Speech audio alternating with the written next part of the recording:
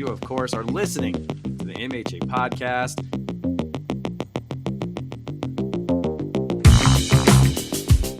Why in the world would you play Isaiah McKenzie over your third-round pick, T. Higgins?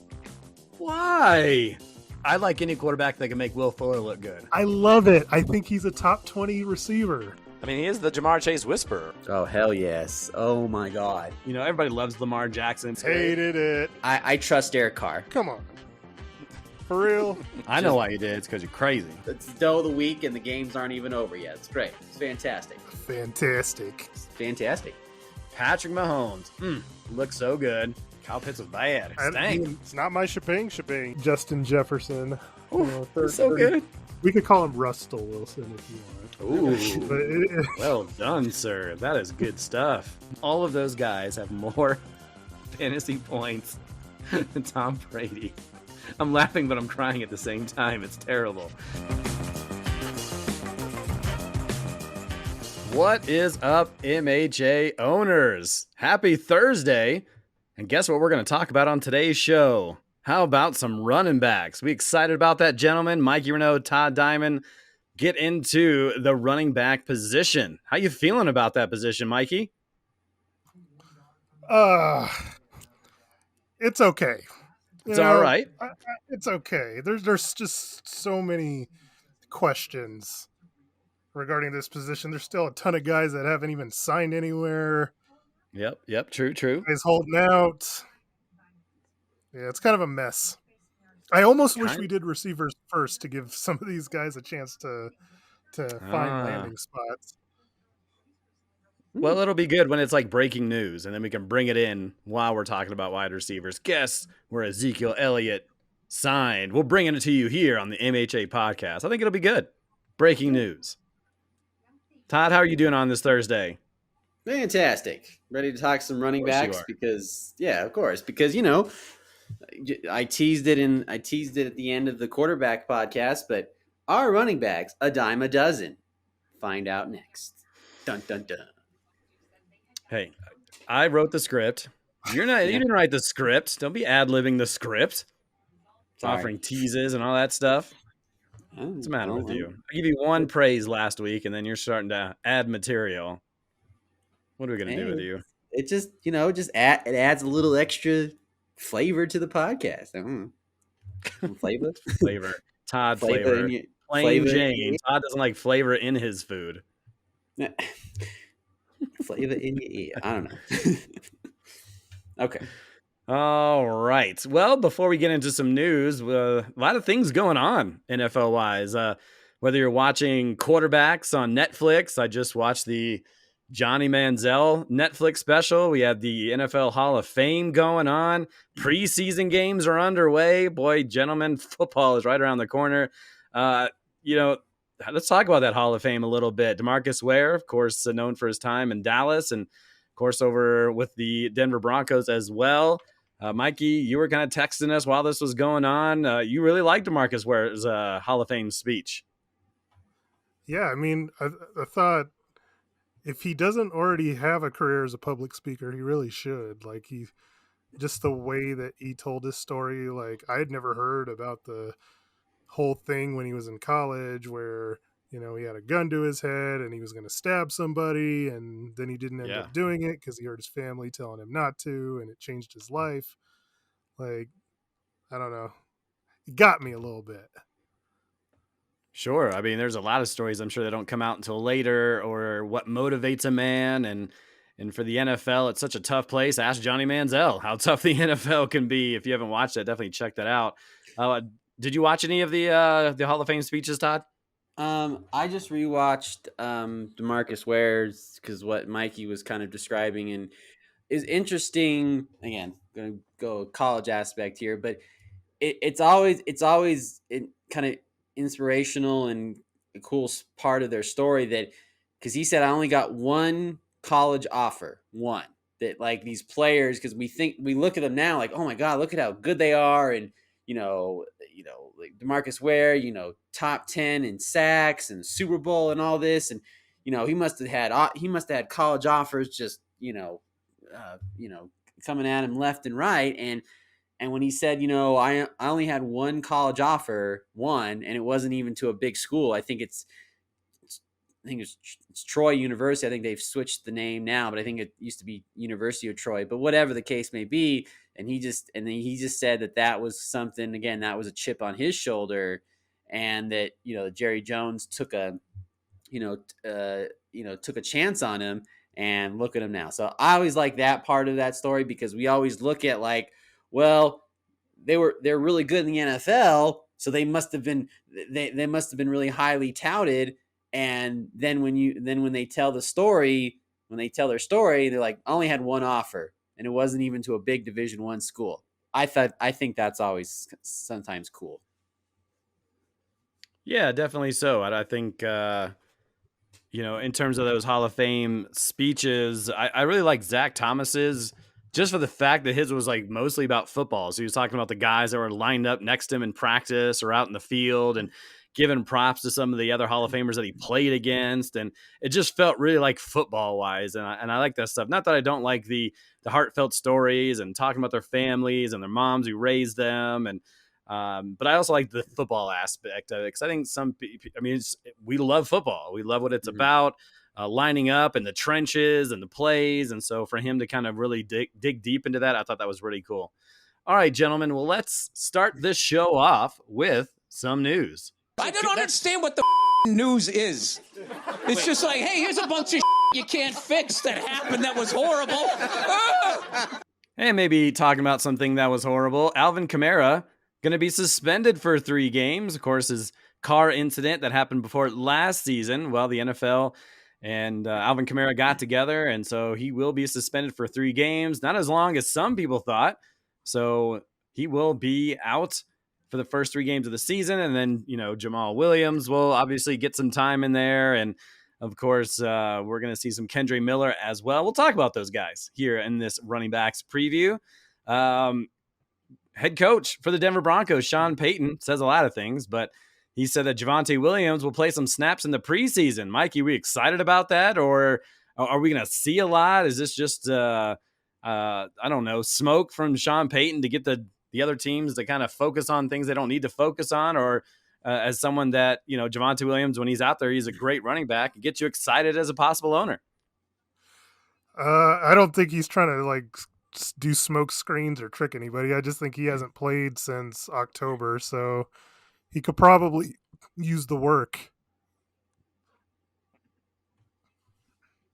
Yeah, I get that. Not a bad thing at all to see him out there and get some reps, and because he's fun to watch when he's out there. More running back news. 49ers backup Elijah Mitchell, already injured, suffered a adductor strain, but shouldn't be out too long. But those things kind of pile up for him for sure. Saints backup running back, kind of going back to New Orleans. Benjamin ruptured his Achilles, mostly likely out for 2023. And so kind of those guys I mentioned before are going to take most of the reps. A guy that visited the Saints, then decided not to play for the Saints, or at least left without a contract, was Kareem Hunt. I was actually hearing something today that Indianapolis called and offered him more money. And so he decided to leave the Saints and go to Indy. And I don't know if anything has been put pen to paper yet, but funny story if it's true. That's just something what I heard. So funny stuff. Speaking of Indy, Kenyon Drake now with Indy. Does that excite you, Todd? You want Kenyon Drake, who, if Jonathan Taylor gets traded or if he sits out, then Kenyon Drake, the starting running back for the Colts? Not really. I think we've seen the best of Kenyon Drake or whatever when he was in Arizona. But I mean, again, starting running backs, if he's gonna be the starting guy, if they can't, if Jonathan Taylor can't be ready, whether it's injury or contract, and again, am I going to draft him immediately, higher up because he's going to be the number 1 guy? No, but definitely going to monitor that a little bit. I mean, if I'm the Colts, they have to fix this thing with Jonathan Taylor, because if Jonathan Taylor either sits and says, "Well, I'm on my," then that's going to be rough. Because if Anthony Richardson is going to be the starting quarterback, oh boy, that's going to be tough. Just a couple more news and notes here. Kadarius Toney, who had surgery for torn meniscus, and check that again. Isaiah Pacheco, both from the Kansas City. Pacheco dealing with kind of dealt with a hand and oh goodness, I can't even get through this this one sentence. Shoulder surgeries. They were dealing with some of that and were kind of sitting out of practice, but supposedly be ready by week 1. Kind of some weapons that Patrick Mahomes could use to, have another fantastic fantasy season. And last thing I have is Atlanta tight end Zach Ertz. Arizona, right? Did I say Atlanta? Yeah, you said Atlanta. He's with Arizona, right? So Zach Ertz placed on the active PUP list, but how all that works in preseason, they could be taken off that list tomorrow if they felt like he was okay. But tight ends, not a lot of them out there. So Zach Ertz, a very productive guy when he's healthy. He's obviously had a history of injuries, but let's get now into the running back discussion. But before we do, please. Before we do, we have one last bit of news that I think you forgot. Okay, all right. Today is Eric's birthday. Oh, that's not news. No one needs to hear it. Oh, come on. Celebration. Let's party. Let's party. Yep. Ladies and gentlemen, we're this weekend. We're all gonna get lit. It's gonna be great. It's gonna be fantastic. Todd wants to get lit this weekend. Let's get lit. Come on, let's. All right, Todd. Mike, you got to stop the music. I don't know if if I put this on YouTube, it's going to let me play it. So we'll see how far that goes. But happy birthday! Yep, another year older. Thanks, guys. Yeah, it's had to work today, but I mean it was retreat time, so still with MSU Denver Athletics at this point in time. So I had to get up and sung to in front of everybody, and then had to talk in front of everybody. Not that I mind talking, obviously, but all good stuff. Another year on this planet. Let's get into the running back talk, and let's look back on how the running backs finished last year. And so trying to go through, let's see, 6, 7, 8. Let's see, 6, 7, 8, 9, 10, 11, 12. So how the top 12 fared last year. Austin Eckler leading all running backs, 325 points. Big season, 107 receptions. He had 18 total touchdowns, close to 1,000 yards rushing. Was magnificent, especially in our full PPR league. Christian McCaffrey second at 304 points. 244 attempts rushing the ball, a little over 1,100 yards rushing, 8 touchdowns, another 85 receptions, and then 5 touchdowns, so 13 total for McCaffrey, who got traded midseason and was spectacular. Josh Jacobs leading the league in rushing at 1,600 yards. He had 12 total touchdowns and 53 receptions. He finished third. Derrick Henry fourth, 277 points, 1,500 yards rushing.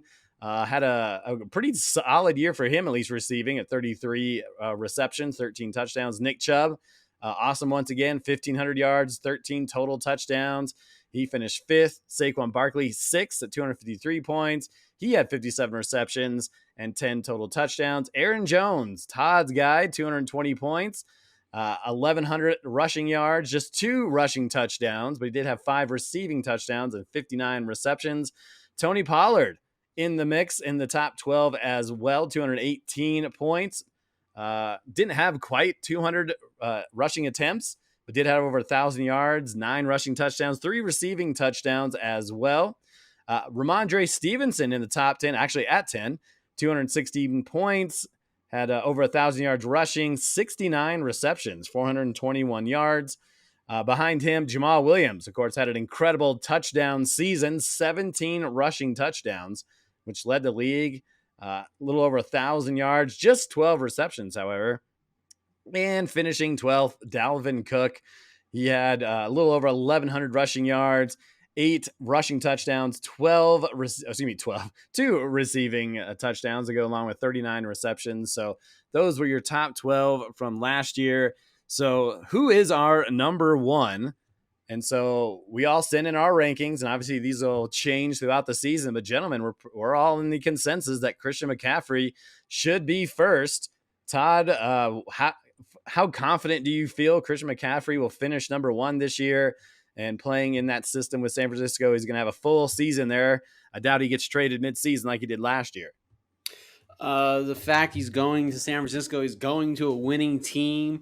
The fact of the matter is, teams are going to have to worry about McCaffrey and Deebo Samuel. So whatever possession, each possession, if they hone in on on Deebo Samuel, that's just going to open the lane for Christian McCaffrey to run the ball. The quarterback situation, we'll see how that goes. If Brock Purdy's going to be ready, or if they're going to Trey Lance, whatever the case, or Sam Darnold. But McCaffrey's he's just going to be more motivated now because on the Panthers they weren't going anywhere, and McCaffrey again is probably the most complete dual threat running back in the league, and he's just gonna just keep getting better, and now he's just gonna the motivation is gonna help in reality and fantasy all at the same time, and it was easy for me when I was doing my rankings. I immediately just typed Christian McCaffrey. That was it. Didn't even hesitate. Austin Eckler, who finished first last year, but he was kind of disgruntled a little bit because he wanted a contract. But McCaffrey, hands down, no question. Wow, no question. Said he didn't even think about it. Nope, I just typed. Yeah, I believe that. Not a lot of thinking happening in the Todd camp for sure.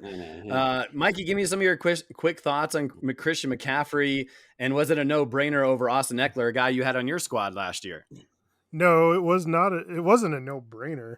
Like, it was actually really close between McCaffrey and Eckler, but I think the difference between the two, like, Eckler last year just had such an incredible target share and receiving total with the Chargers last year, and I think there's some flukiness to it given all the injuries that the Chargers had, that at least in my projection that number will drop a little bit, and that kind of gave McCaffrey the edge.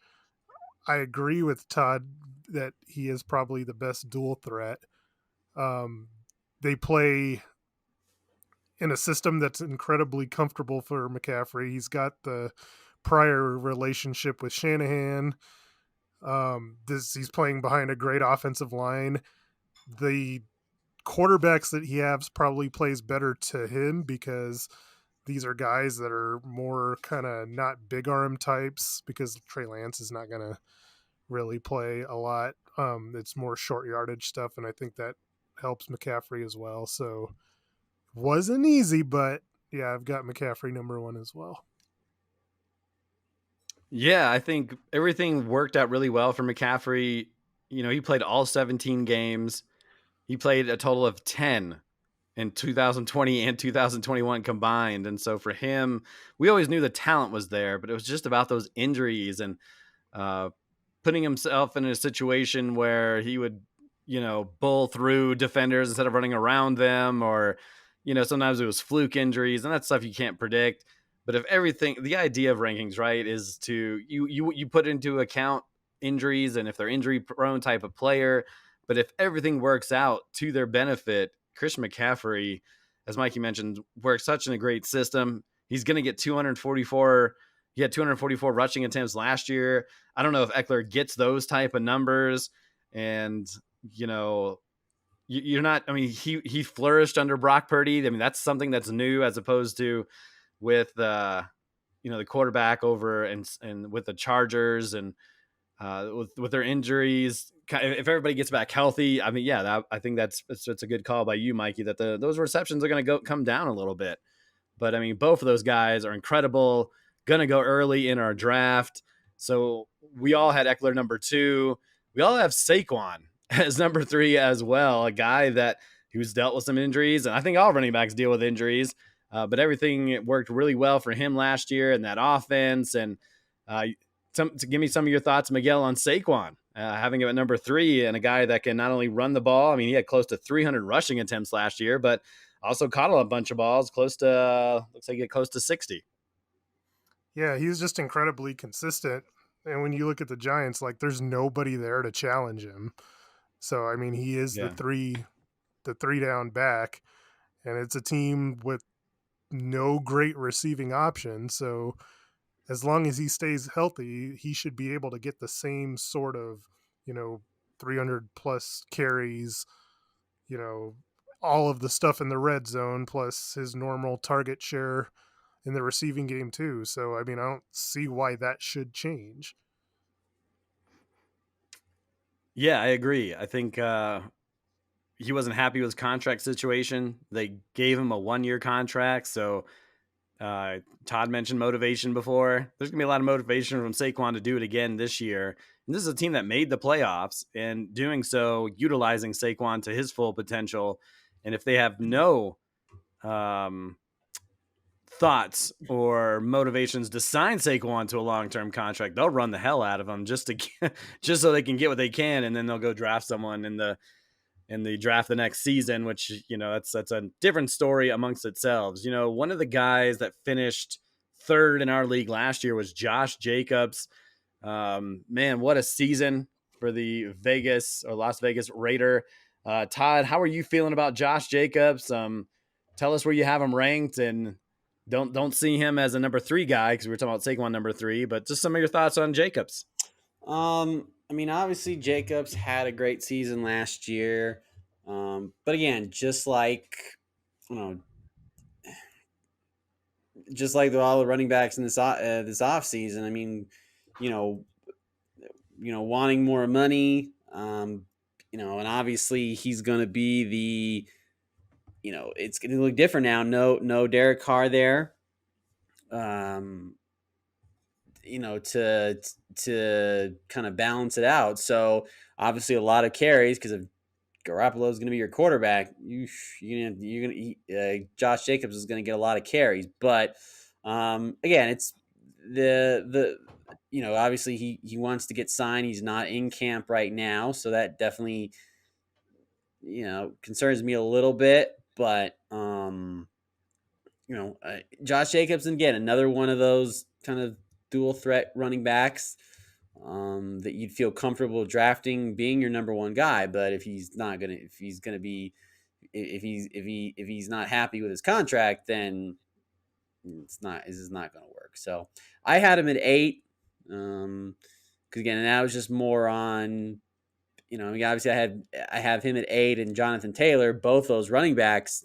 Last time I checked, both want some want new contracts. So that's going to kind of depend on there. But if Josh Jacobs does get into camp and plays, I could see Josh Jacobs going maybe the end of first round into second round. Mikey, Josh Jacobs, the last 4 years, he is, in terms of rushing attempts per season, he had 242, then 273, 217, and 340. That is a huge jump in his career, in a situation where we didn't even know if he was going to be the starting running back at the beginning of the season. You have him ranked 6th amongst your starting, or I should say, running back rankings. Is your concern for his contract baked into this, or is this where you'll put him if everything's hunky-dory by the time week 1 rolls around? With him, I didn't really bake in the contract thing too much. Like I feel like he's going to be there week 1. Call it a gut feeling, whatever. I just more think he doesn't want to. He's sticking it to him and doesn't want to be there in the preseason and training camp, but he'll like show up like right before the season starts. So you think he'll sign his contract right before the season? I think he will. So as long as he doesn't that. come in out of shape, then I think he'll be fine. Like you've seen before, like running backs in Josh McDaniels type offenses, like immediately like LeGarrette Blount comes to mind, where he likes picking a guy. and they have incredible success, and they really love using their running backs at the goal line. And he had an incredible year. I think it's something that can be repeatable. Yeah, I'm pretty high on Jacobs too. I've always felt like he's had the talent.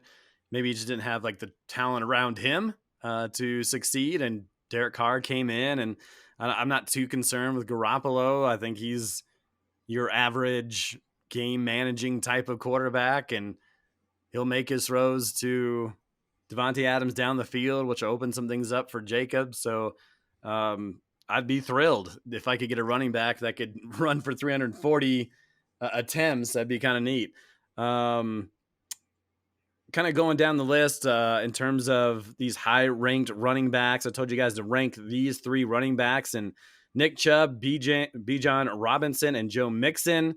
Mikey, kind of rank those guys for me, and Chubb, Robinson, and Mixon, and I guess talk about your favorite of the group. So I think I had them in that order. I think you are correct, sir. Yes. Chubb, I know Mikey better than he knows himself. And then Mixon. So I had a hard time like trying to figure out Bijan Robinson. I being that this is like first week of the preseason, I still don't think I necessarily have him figured out. Like I'm hoping he gets a chance to play in preseason just so I can like see like for real. Like I kept like worrying, like, am I putting him too high? I don't want to put him too low. Yeah. It was a difficult thing. Like Chubb, I know, is going to get his carries. He's going to get his carries at the goal line. So that to me is more reliable than the upside that Bijan Robinson has. Mixon worries me just a tad. Like he had like no, come on, Mikey, you gotta love Joe Mixon. You've that's just because I've always been on the Mixon train, and Mikey's always kind of been on it, but kind of in the back train, if you will. But go ahead, Mikey. Well, a couple things. So they don't like he always had P Ryan there as a third down back. He's gone. He's gone, which worries me more. Like I feel like I don't feel like Mixon can handle like that load. And like the Burrow thing worries me still because I don't know that he's going to be ready for the start of the season, as I mentioned last week. I don't know. I'm just not feeling it with Mixon. I'm just not feeling it. I kind of agree with. I love Mixon. Just his ability to catch the ball. He's in an offense that's going to score a lot of points. But I went for a run today, and I was even thinking, like, I wonder if I'm not feeling Mixon as much as I used to. And it's weird because, like, who's his main competition? Their 5th round pick, Chase Brown. Like, he's going to get all the carries. And he played 16 games 2 years ago, 14 last year. He only played 6 in 2020, so there's some injury concern as well. But I don't know. I just felt like he's got the talent, and I know a lot of his points last year. What do you have, like close to a 50-point game last year? That was last year, right? Sometimes these years go by so quickly, but yeah, I don't know. I mean, he's going to get all that. I mean, and to have a career high 60 receptions, like that's kind of cool too. And I mean, I definitely had him 3rd on this list and actually, no, I had him 2nd ahead of. No, that's right, BJ. So I had Chubb, Bijan Robinson, and then Joe Mixon. Todd, you have Bijan, then Chubb, then Mixon. So we've talked about Bijan a little bit on the show. Obviously, we talked about him the rookies, but you have him 4th overall, so you're really feeling the rookie. Absolutely. I mean, he's going to be the guy. He's going to be the guy. Ritter, this is going to be his first year, as the Second quarterback. Year. First full year, I think is what you're trying to say. First full year as a starting quarterback for the Falcons. But Robinson is special, and they're going to lean on him a lot. I know teams are going to just stack the box, and they're going to make Ritter, beat them. But Robinson is going to get the carries. He's going to get the catches. The Falcons are going to do everything humanly possible to make sure Robinson gets the ball, and Robinson can be a playmaker every way possible. So they're going to do everything they can to get him the ball, and I think he will surprise a lot of people how good he really is. Because this was now because this kind of goes back to to Saquon Barkley, his first year. Now, am I saying Bijan Robinson is Saquon? Potentially, he could potentially get there, but Saquon was special in his rookie year anyway. But that's a different story for a different day. But for Robinson, over Chubb and over Mixon, I mean Mixon, whether injuries kind of scare me a little bit, but 5'9", and Nick Chubb. I mean, really, because I said Robinson, Henry, and Chubb. You could really, in some degree, if you wanted to, you could flip flop that order, and you still wouldn't get anybody saying otherwise, like, oh, that's a bad choice. So Robinson for me, fourth overall, I believe. See, this scares me even more now because Yeah. I felt like if you pulled a podcast from 2 years ago, Todd Mm-hmm. would be saying the same thing about Atlanta. Oh, they're just going to find a way to get Kyle Pitts involved and get him the ball because he's their best player and blah, blah, blah. I don't know about, man, with Atlanta. I Yeah. don't know. I mean, there's so much stacked against Atlanta right now. I mean, they have a good offensive line, but they have a rookie second year quarterback that's still learning the game. And if you're putting the world on a rookie, and I mean, there is a lot of success stories about first round running backs doing well, at least fantasy wise, on the team.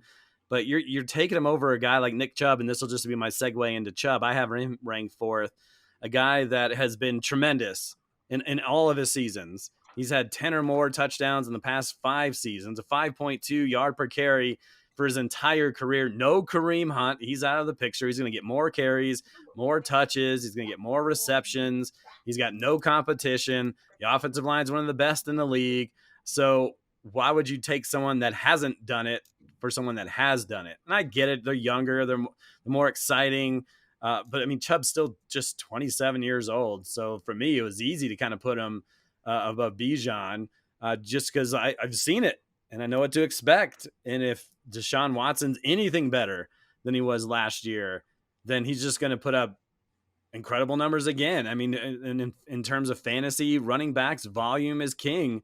He had 302 attempts last year and had 27 receptions. So he could be in line for 350 total touches. And that's gold in terms of fantasy. So you kind of lumped amongst these guys as well. I've been kind of seeing a lot of Derrick Henry hate in terms of the so-called pundits out there. I've seen him ranked anywhere from 7th to 12th. 12th. So talking about going in the late second round, I'll start with Mikey this time. You have him ranked 5th. There's a lot of things to consider when talking about Derrick Henry, right? He's a little bit older than some of these running backs. He plays for the Titans. So there's a lot of concern in terms of what's the offense going to look like? Are they going to score a bunch of touchdowns? How are you feeling about Derrick Henry? I mean, the only thing that I think is a knock on him is that, yes, he is getting older, but 29. yeah. So, and he's gotten a little banged up here and there, but I mean, when he plays, I mean, he's nails. Like, you can put him in for 15 to 20 points when he plays. Like, they're going to give him the ball. They don't really have too many other options that they can go to. The concern with Tennessee and with Henry is that sometimes if they're not as good of a team as they were a few years ago, so that's like defensively and offensively, so they're not,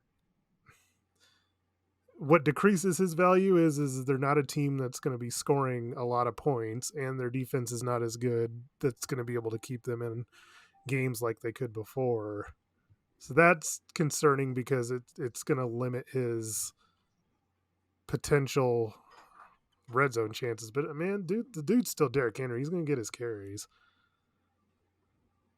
Henry's got 10 or more touchdowns in 5 straight seasons. There is some concern in terms of production per game. He lost 21 rushing yards from 2021 to last season, but he did play 16 games after playing just 8 the previous season. And the thing, obviously, a big knock on him is his receptions. He did have 33, and he last year set a career high in terms of targets and catches and receiving yards. And I'm sure that's a big reason for that is the departure of AJ Brown, because they didn't have him to kind of help carry the load on maybe that end.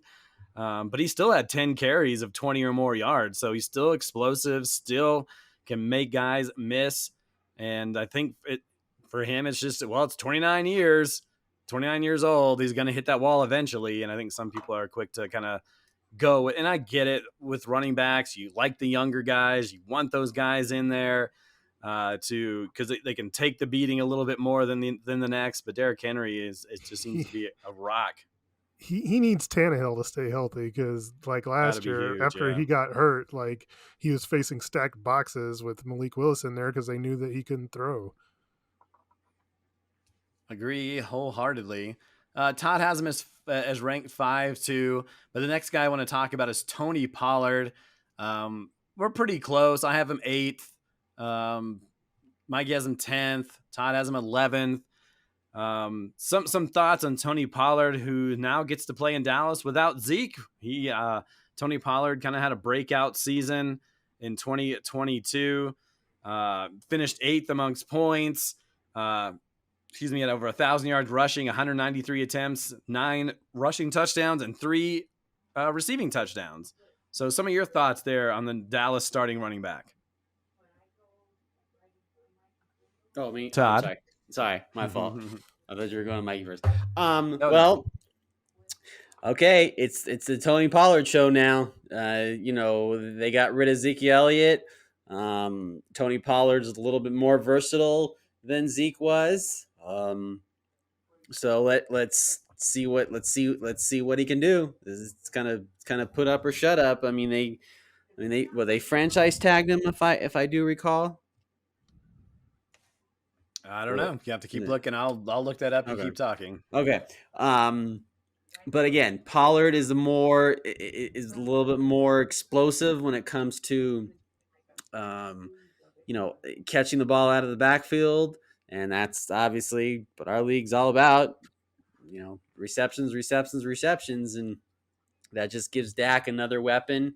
And when Pollard needs it, he can run between the tackles. So,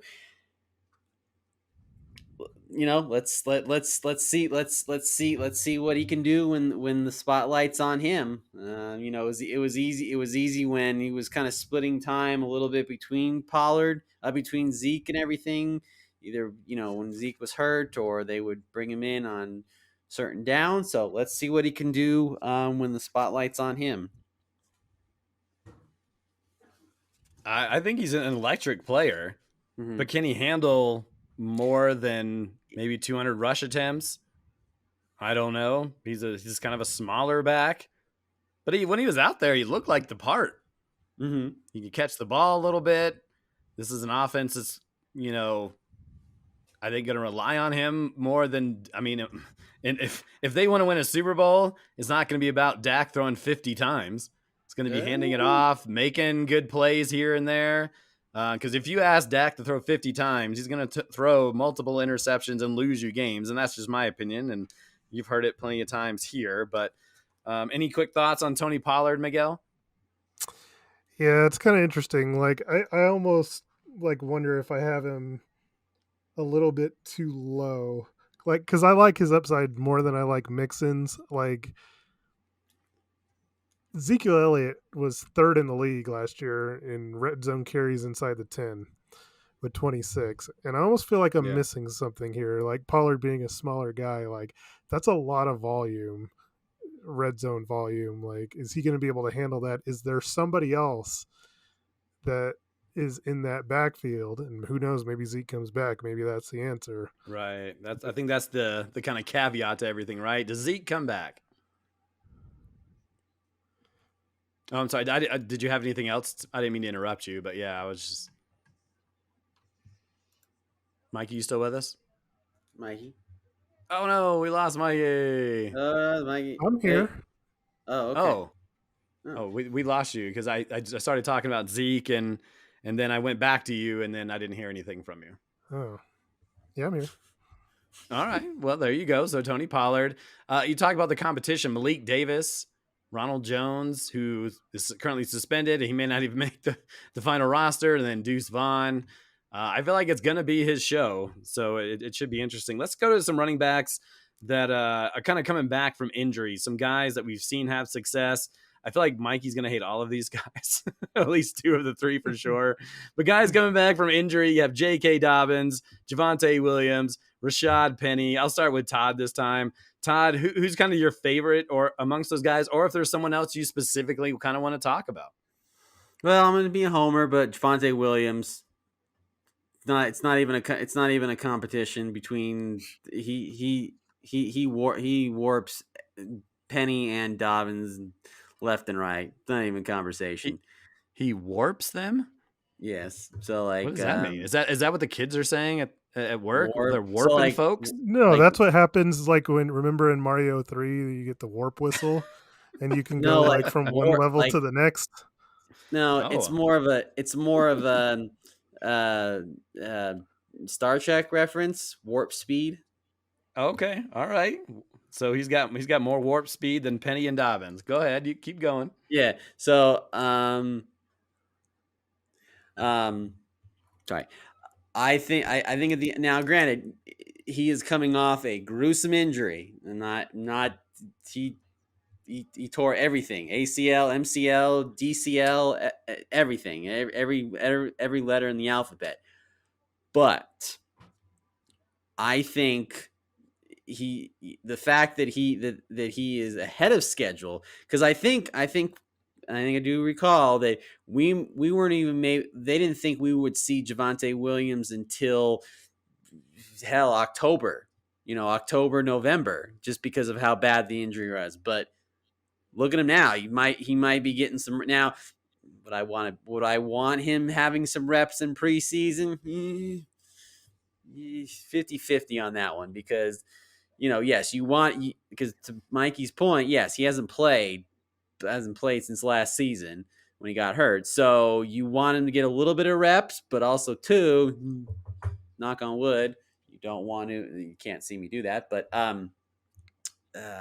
you want to be careful with him too. But if he's ready to go, hand him the rock. Todd has Javonte Williams ranked 19th among his running backs. Mikey's got him 15th, and I actually have him 31st. So not feeling Javonte Williams, at least at this moment.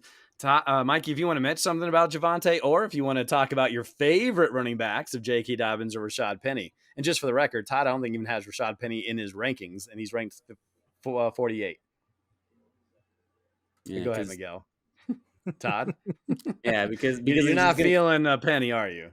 No Penny, no. That penny's no good. That's a bad penny. Bad penny, Mikey. I'm going to have some questions for Todd about Penny a little bit later, because of course something in his rankings didn't make sense to me. Well, my rankings but I don't want to talk about that yet. I'm going to answer this question. Javonte Williams is my favorite of the three. I'm a believer in what Sean Payton's going to do to the Broncos run game. Like, I feel like Williams and P. Ryan will both have a role. It's not that I don't like Dobbins or Penny, but like, I heard that Dobbins is, he's still on PUP right now. Like, he's taking it slow because he wants a contract extension, which I thought, for what? Like, he had one kind of okay year, I guess. Earn it, son. Earn it. Dude, like, honestly, Penny, like, if he's healthy, like, steal of the draft. Yeah, I mean, he's got upside, and he's playing behind the best offensive line in the league with the best, rushing attack last year in the league. So, yeah, I mean, Todd says Penny not worth it. I disagree. Well, just wait till he get hurt. Just wait. He'll get hurt, and then that'll be the end of it. That Penny will just be at the just be that Penny that's like all has lint and dust lint all over it, and it's not shiny like risky. Hell yes, risky. Yes, but he's got so much going. Yeah, he's got so much more upside than guys that I ranked even ahead of him. It's just the injury risk that made me rank him lower. Yeah, but that injury list is that injuries have just been haunting Rashard Penny for so long. It's He's still not young. to go. I know, but not to go gruesome. But that movie we watched, Evil Dead or Evil Dream or whatever, Penny's trying to get out, and every time just you know. Yeah. So, but You wouldn't didn't it? even watch the movie. Sorry, go ahead, Mikey. Well, I watch part. Yeah. I'm just trying to put a little logic in this. Like, Okay. wouldn't you think so? Now that he's in a better Mm-hmm. situation with the best offensive line in the league, Mm-hmm. that maybe he'll probably not have to carry as much load, that maybe he'll be able to stay healthy because people are not going to be loading the box to stop him. He'll have big wide open holes to run through. I don't know, just brainstorming. Yeah, but I mean, how many carries he's going to get with Kenneth Walker in front of him? Kenneth Walker's not in front of him anymore, so I Yeah, don't have to worry that's about that. He's in Philadelphia. DeAndre Swift is in the mix. But yeah, I agree. I mean, I love Rashad Penny when he's healthy, but I haven't ranked 32nd. And you take a chance on a guy that could be the starting. I mean, talk about injuries. So is DeAndre Swift. So you take that chance that Penny, if he stays healthy, he's only making $600,000 this year. Yeah. So if he just all of a sudden figures it out, stays healthy, Mm-hmm. he's gonna be someone. You talk about motivation, right? Motivated to try to get that next contract. Why not take the chance? He's good when he's healthy. And so I think, for someone that plays on such a good team that's going to score so many points, even if DeAndre Swift stays healthy, there's opportunity for both of them to succeed. He could be that guy that reaches double-digit touchdowns because Swift is doing the load in between the 20s, and he's the ones doing it outside the 20. Worked for, Jamal Williams when he was working with DeAndre Swift. So why not? I mean, for ranked 32nd, it's not like I have him ranked 15th or anything. So No, I agree. It's just the injury history with me. Some of these running backs just kind of scare me a little bit. well, But you want to throw him away. That's to your detriment. We I get know. it. If I have, let's see, I have him ranked 32nd. Who do you have ranked at number 32? Oh, J.K. Dobbins. How funny is that? I like. I had him on my team last year and waited the first few weeks, and when he came in, he's another guy that's really successful. He dealt with some knee injuries last year. Only he played in 8 games, but had 520 yards. Had 3 total touchdowns.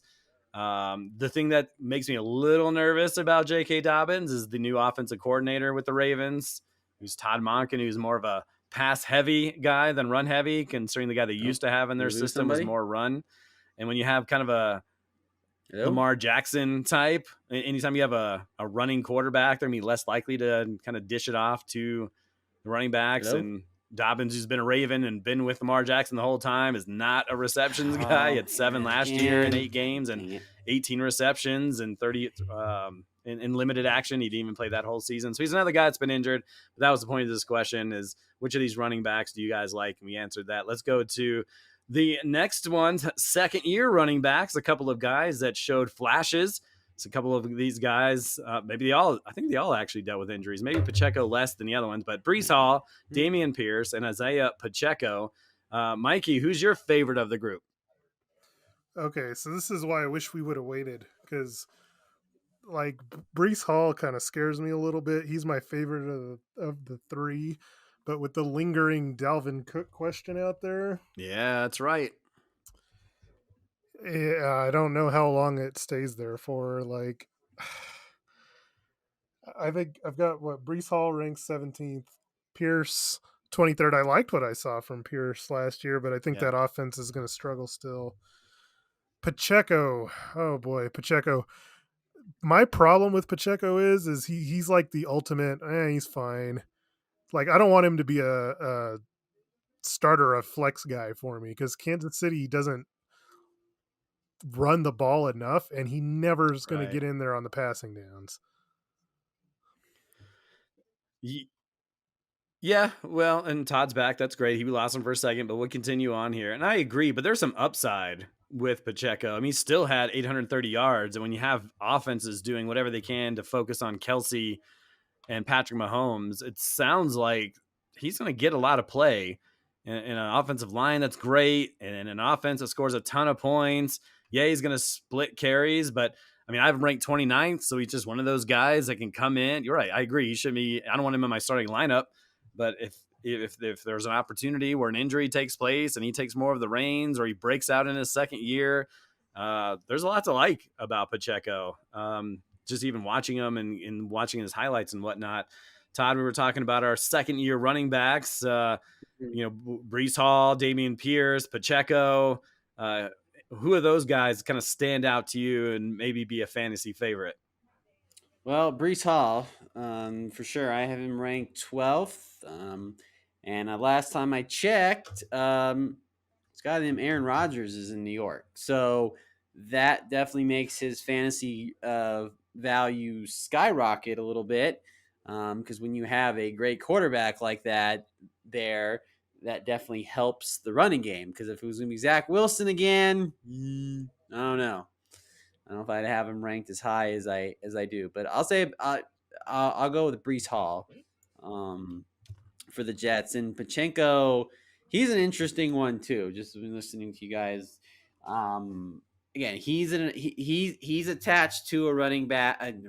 He's attached to a quarterback that last time I checked is pretty good too. So now is he gonna have? I do agree with you. Yes, he's gonna have to. He's gonna have to share carries. With McKinnon and Clyde Edwards-Helaire maybe potentially if he, depending on what they do with him. So that's something to look at too. But the thing is with some of these running backs, they're attached to great quarterbacks. And I always say this every single year when we do the podcasts, is if a running back or obviously wide receivers, that's kind of the of course. I mean, if he's a great wide receiver and that's going to help him, but if a running back is attached to a great quarterback, again, that's going to make the defenses have to think, who do we defend? Are we going to let Aaron Rodgers, throw it 50 times a game, or are we going to let Brees Hall try to beat us or vice versa? So I'll say Brees Hall. I'll talk about Damian Pierce here real quick. A guy that was pretty good in his first year. He dealt with a season-ending ankle injury that kind of slowed down his season. But for a guy that played on a bad team, he still was able to rack up close to 1,000 yards. He had 5 total touchdowns, 30 receptions, 4.3 yards per carry. And Houston, they brought in Devin Singletary, who's pretty productive in his own right, but it's a small 1-year deal. And for Buffalo to kind of let him go, I think that really says about how much faith they have in Damian Pierce and how Singletary is going to be a secondary kind of player in the system. And, Todd talked about, Brees Hall is with a great quarterback. Well, Pierce is dealing with CJ Stroud, who I don't know if you guys saw on social media or watching preseason football today. He didn't look great. Sack and an interception, but Pierce showed some stuff, showed some electricity. And supposedly into camp, he's running at full speed. And so maybe that's, and that ankle injury is in the rear view. So I'm kind of excited. I have him in my top 20. I have him ahead of Jahmyr Gibbs. He's that rookie with Detroit. So I feel more, he's in the system for another year. And the touchdowns are going to be tough, right? They're not a great offense, but volume is going to be, I think, huge for Pierce this season. Going to the next question here. Guys in new roles. We talked about DeAndre Swift just briefly, but now he's in Philadelphia. Miles Sanders, who's in Philadelphia, is now in Carolina. And then with Dalvin Cook leaving the Vikings, Alexander Mattison kind of takes over. So, Mikey, out of those guys, is there one you want to talk about? Which one's kind of more intriguing? Or what is it the Miles Sanders and now he gets all the reps in Carolina? Or maybe is it Mattison that gets all the reps with Dalvin Cook out of the picture? Swift is my favorite. Yeah, by far, by the way. Just looking at Swift, you have him ranked 13th I'd love to hear why you think he's going to excel in this role with Philadelphia. And as you mentioned, they have the best offensive line in the league, so that's got to be part of it. Yeah, they have the best offensive line in the league. They run the ball more than anybody else, especially in the red zone. Like, there's just optimal opportunity. Somebody in that Philly offense is going to break out, and I don't see, if he's healthy, why it can't be him. He's a playmaker. They can use him out of the backfield. Like, I think people are sleeping on like what he's going to be able to do in that offense. Um, Miles Sanders is my worst of the three. I think they're basically swapping situations almost, because Sanders is coming out of that offense and going into a place where he has a rookie quarterback, no receivers, an offensive line that's not worth a damn. Like, I think Miles Sanders is going to suck. He's going to be terrible. Wow, really? Wow, he's like, he's a suck. Just playing. Just I'm a all hater, right. and I'm not, and I'm not going to be the Hey. one that drafts him super early and then ends up disappointed. I'm sorry. All right. Okay. No disappointment for Mikey then. All right. Let me ask you, kind of going back to your DeAndre Swift conversation, the the thing that makes DeAndre Swift a great player is his ability to catch the ball. He's electric in open space, and he went from a non-mobile quarterback in Detroit to a very mobile quarterback who, with Miles Sanders, didn't throw the ball to him a lot. Kenneth Gainwell didn't throw it to him a lot when he was out there. So is there any concern that Swift's catching kind of goes down because Jalen Hurts is not one, at least that we've seen in his first couple of years, gets it to his running backs that often? And so it almost seems like it's Penny's going to be the one that's the running back, because he actually will run the ball, get those carries inside the 10, where I assume you bring in Swift and you see his ability to catch the ball, but we've seen it where running mobile quarterbacks not necessarily dump it off and find ways to get it to him. I don't know. Does that concern you at all? No, I think you can actually put him on the line as a receiver. Like, I think his quickness and his speed, his route running, I think it's all exceptional.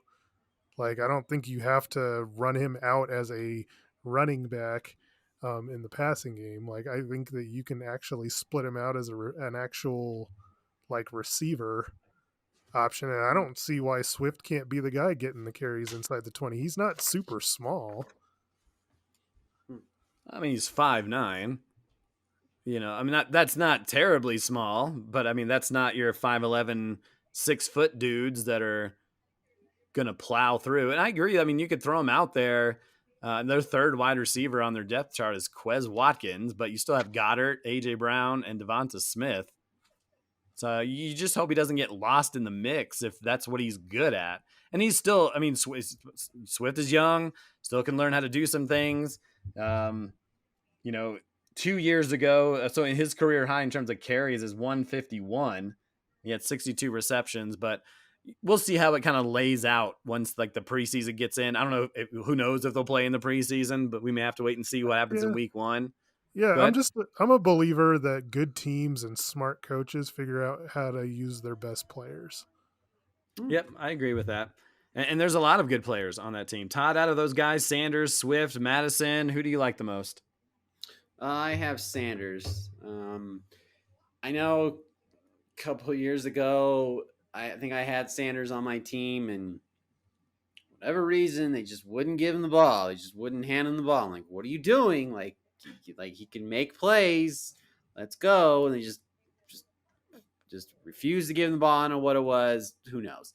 But I think now, going into a situation where he's going to have a rookie quarterback. Obviously, the pressure is going to be on Bryce Young to produce. But now you throw in, or you give him Miles Sanders. I think that'll kind of help him a little bit to kind of ease into it, and that just means more carries, more catches for Miles Sanders. So I have Miles Sanders 13th in my ranking. So Oh, And I makes my stomach hurt. well, hey, get some Pepto Bismol. Come on. But he had double Ooh. digit touchdowns. Like, is there any Uh-huh. possible way in that offense he gets anywhere close to that? I think he can because Oh, no. again, Oh my god. Go ahead. Go ahead. I I'm don't gonna be think he quiet. gets. I don't think he gets double digit touchdowns, but he's going to get all the work.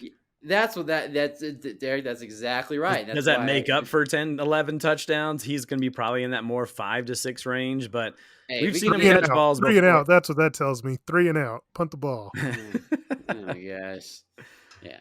But I just think at the end of the day, he's gonna get all the carries, and they're gonna lean on him to help Bryce Young out, and just yes, I think he can at least get. I think he could get 10. I think he could get 10 touchdowns at least. If they Is could, this board bet territory?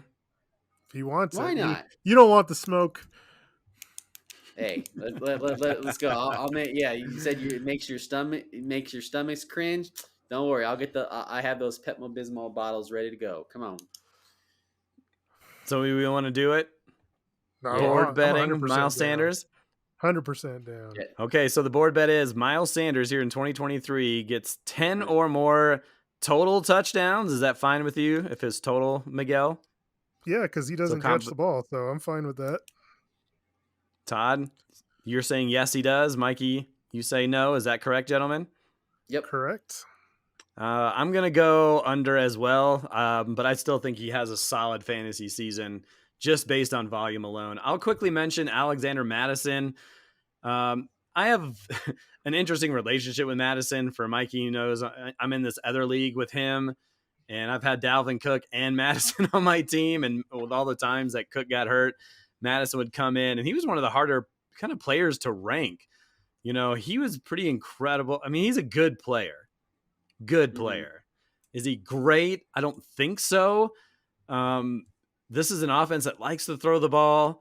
They do have a middle of the pack offensive line, but all 5 of their starters return. Of course, we know Dalvin Cook not there to eat up all the carries, but can Madison throw out that many? Can he run that much in a season? He had 134 attempts 2 years ago and had 491 yards, 3 touchdowns, and 32 receptions in that kind of limited time.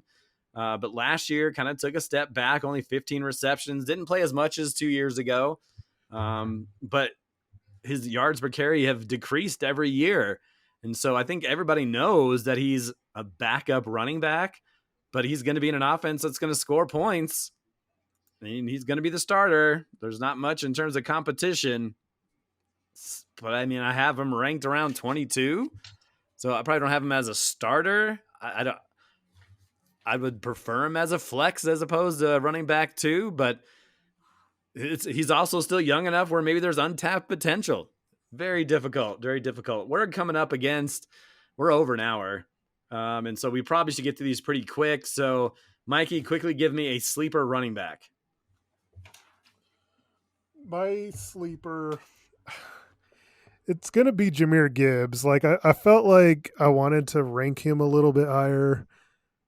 I just really liked what I saw out of him, and he's going to be put into that position where he's going to be taking over for Swift in Detroit. And he's just electric in the passing game. So I feel like, I don't know, as a rookie, there's going to be a lot of opportunity for Gibbs to like really, be a super sleeper and perform really, really well. Yeah, he was another guy that was like kind of difficult to rank. Like, do you saw what Detroit did and how many touches they were second in the league in terms of they were third in the NFL in running back touches. So they drafted him high enough where he should get all kinds of volume, even with Montgomery there. Todd, sleeper running back. Who do you got? And I guess he wasn't really not a big sleeper type because he kind of had his moments, and I think he might have a rebound here. But Cam Akers, the You were Rams. definitely no. You have him a little higher than Mikey and myself. Continue. Yeah. obviously the Rams offense kind of took a little bit of a little step back a little bit. Now, obviously, injuries and stuff were a big part of it. But I think Cam Akers, people are, because like I said, it's Cam Akers now. There's nobody else really, in Los Angeles. So I say Cam Akers. I mean, I have him 20th. I mean, it's probably a little higher. I mean, what, where do you guys have Cam Akers ranked? I have him ranked 30th. Mikey has Okay. him 29th, and you have him 20th. 20th. Okay. So all right. So 9 to 10 ranking difference. But I think people are going to kind of let him drop a little bit just because of his injury and seeing how this Rams offense is going to kind of recover a little bit. So Cam Akers, sleeper for Todd. There's a couple guys. I want to say Ramondre Stevenson, but I mean, everybody already kind of has him ranked high, but I think he's a guy that could finish easily into the top 5. I know Mike and I have him, like him quite a bit, but Todd hates him. Ranked 26th. I don't know if maybe this is the opportunity to talk about Ramondre because of that difference, but he is. I kind of have a man crush on him, honestly. And I hate to say that because Mikey's drafting right next to me this year. But Todd, why are you not feeling the Stevenson love this year? Because he's a New England running back, and we've seen this show too many times. It's too many times where one of the running backs for New England, has a few really good games, and then all it takes is him to do to screw up and do something stupid, and you don't even hear from him, after that. So, I'm just, I need to see it again. I kind of need to see it again to believe like, okay, here's a New England running back that is a consistent running back that he doesn't have to worry about getting benched or whatever the case may be. And again, you gotta go all the way back to Corey Dillon for a consistent running back in New England's backfield. I'll tell you that right now. But for Stevenson, it could change. We've just seen it. We've seen it too many times where they've just you can't trust the New England running back as much. You just can't, and that's why I have him ranked him at number 26. Mikey, would you like to retort, or would you like me to do it? Here we go. I feel like I always retort, so I'm gonna let you have I'll let you have. I call it the pleasure. Yeah, let me give the pleasure of doing it. All right. Look, Todd, for someone who, I mean, have seen my fair share of New England games, have they had that one major amazing running back? No, but they utilize their running backs better than most. Damian Harris, just a few years ago, had 15 rushing touchdowns because they want to run the ball first. They don't. I don't know if they believe in what they have in Mac Jones. No, and so don't. I think they're going to run the ball first. And then if they do throw it, why not throw it to Stevenson, who had almost 70 receptions last year? 70. He only had 210 attempts last year in terms of rushing attempts. That could skyrocket. Harris has gone out of the mix. You ain't got to worry about him anymore. And so who do they got? Ty Montgomery, Pierre Strong, Kevin Harris. The passing game, I don't think is going to be great. I think it's okay, but it's going to be his show. And I think he's got the body to be able to take over, and touches aren't going to be a problem with him, like we were talking about with Pollard. And so I think last year they didn't run as much as I think they would like because they were behind so often in games. But if they're in a situation where they see what they have in Stevenson and they could be mediocre at passing, I think the sky's the limit for this kid. So that's for you to have him that low. I was just so flabbergasted. Todd, Mike, we'll give Todd. Todd, give me a bust running back. Maybe it's Stevenson, but maybe if you have another one. I think I'm gonna go and I was kind of on the fence about it because obviously I was hoping he doing it, but I gotta go with I have to go with the running back I drafted second overall. Najee I have Harris? Najee Harris 15th, but I I don't know. I just he came on a little bit toward the end of the season. Whoopee, you know. Did that really help me? No.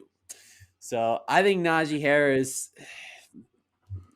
It pained me to do it, but Todd. I feel like it's an Todd. overcorrection.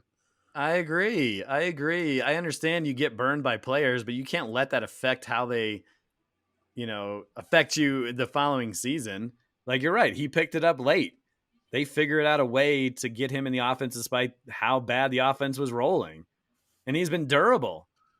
And he's had 10 or more touchdowns the last 2 years. Like, I get it. You were hoping for another big year of 1,700 total yards and 73 receptions, and it didn't happen because it wasn't Big Ben at the helm.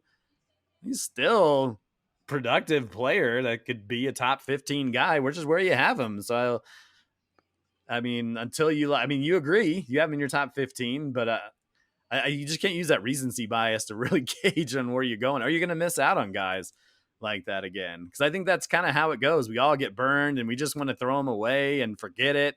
But it's like the next year is like, oh, guess what? They're back. Oh, maybe I shouldn't have forgotten about them. But I get it. It never feels good to get burned. But I I think got you have him burned. in a All good right. spot. Yeah. I got burned. But where I got you burned. had him, where you had Yeah. him, it was burnt. Yeah, you could feel it. Mikey, you have a bust? Well, I don't want to go back to the Miles Sanders well, so I'm going to go to the David Montgomery well. That's Ooh. just somebody that I never liked David Montgomery. I don't know what it is. Like, he just seems so blah to me when I watch him play. Like, and I don't think that like he's going into that Jamal Williams role in Detroit, but I don't think he's going to succeed at it. Like, I just it's hard for me to give you like anything other than I just don't like him. Just don't like him. Did he steal your jacket in middle school or something? Just don't like him. I mean, he's been around 1,000 yards and 8 touchdowns and 45 receptions the last couple of years before last year. And he's pretty productive last year too, honestly. Is he going to wow anybody? Probably not. Yeah, he's very blah, as Mikey says, very vanilla. He's very Todd hot dog for sure. But it'll be interesting because now he's in an offense. He was with Chicago, and that offense, I mean, for him to succeed the way he did in Chicago is probably impressive considering the offenses that were over there. So we'll see what kind of magic. I don't think he's going to put Jamal Williams' numbers up, but I mean, 800 yards and 8 touchdowns is not out of the realm of possibility either. But I get it. I understand why. Last thing, because we're well over time. I'll just mention, I have Javonte Williams 31st. I'm excited that he's possibly going to play in the preseason, but is he going to be all the way back? Is our expectations too high? If you're asking me who I would prefer drafting, I'm going to say Samaje Perine in terms of where we're picking these guys compared to Javonte Williams. I think he's obviously going to go way before I think where I'm interested in him, but I think Samaje Perine is going to be the guy out of the gate. And if he can just be consistent, he'll utilize both guys. We've seen the dual threat that Peyton likes to roll when they was Kamara and Mark Ingram. So I'd rather take the later round pick of Perine. And I hope I'm wrong as a Bronco fan, but that injury was bad, and you hate for him to rush back. J.K. Dobbins, not the same injury, but they brought him back too early, and then he went back on the IL, and so that scares me a lot. But that's running backs. We didn't get to everybody, but there's a lot of running backs there, and we didn't even talk about Jonathan Taylor really. But that we're at an hour and 14 minutes, and we'll talk about some of these guys as we get closer, especially when the draft is coming up. But Todd, what are we going to talk about on next week's show? Oh, some wide receivers, y'all. It's gonna be an air raid. It's gonna be great. We'll talk about. I did meet one of the wide receivers. on the list. So that's a little tease for next week. So just stay tuned. It's great. I love it. You excited for wide receivers, Miguel? A lot more than running backs. Yeah, Mikey not high on the running back group. Hopefully we have a couple more guys signed. For someone who loves Ramondre Stevenson, I hope it's not Zeke over there or anybody else in that mix. I want him just to be I want him getting 350 some total attempts. But there you go. There's my bromance so far early in the season. But gentlemen, thanks for coming on here to the MHA podcast. Always fun to talk about running backs, wide receivers next week. NFL season's here, gentlemen. Excited for it. We'll see you next time on the MHA podcast.